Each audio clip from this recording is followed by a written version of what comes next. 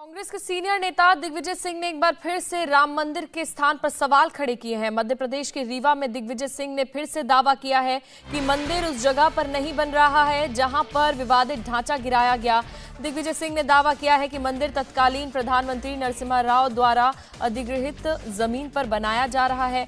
कांग्रेस नेता ने फिर कहा है कि निर्मोही अखाड़े को पूरी प्रक्रिया से अलग कर दिया गया है, जबकि उनका अधिकार सबसे ज्यादा बनता है। मस्जिद का ढांचा था, विवादग्रस्त भूमि में मंदिर निर्माण नहीं हुआ है। अविवादग्रस्त। चंपत राय कौन से धर्मगुरु है भाई? ये कौन से पुजारी हैं? निर्मोही अखाड़े को अलग कर दिया गया।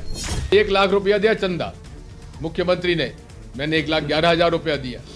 क्या मेरा हक नहीं था?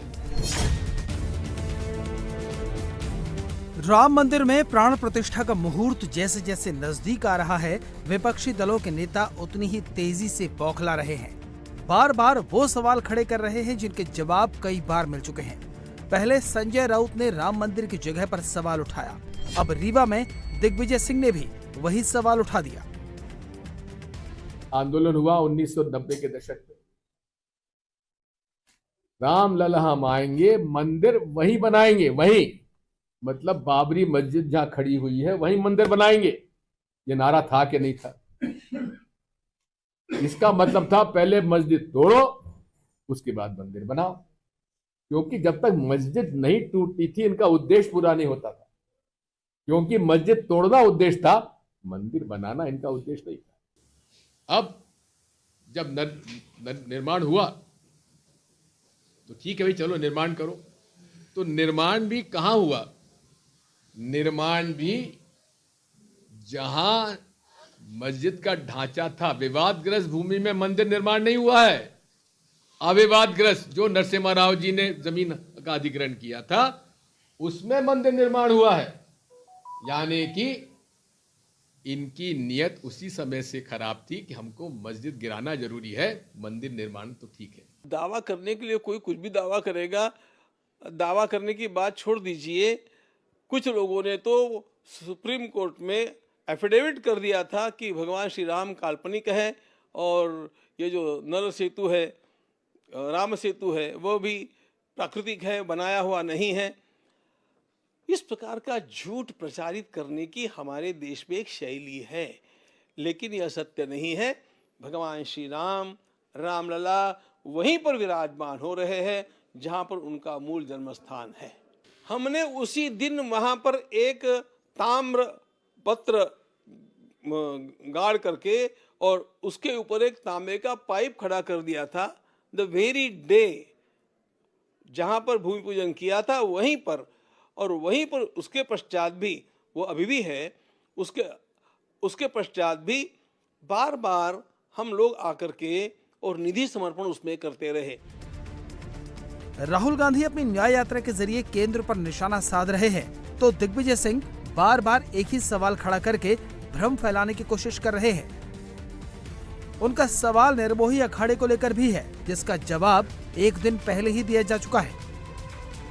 अब एक महाशय चंपत राय, ये चंपत राय कौन से धर्मगुरु है भाई? ये कौन से पुजारी हैं? कौन से धर्म के शास्त्रों के ज्ञाता हैं? वो सर्वे सर्वा हो गए। निर्मोही अखाड़े को अलग कर दिया गया।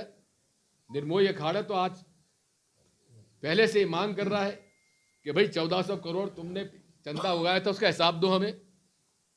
हिसाब मांगने की वजह से उनको अलग कर दिया गया और दूसरे लोगों को बिठा दिया गया।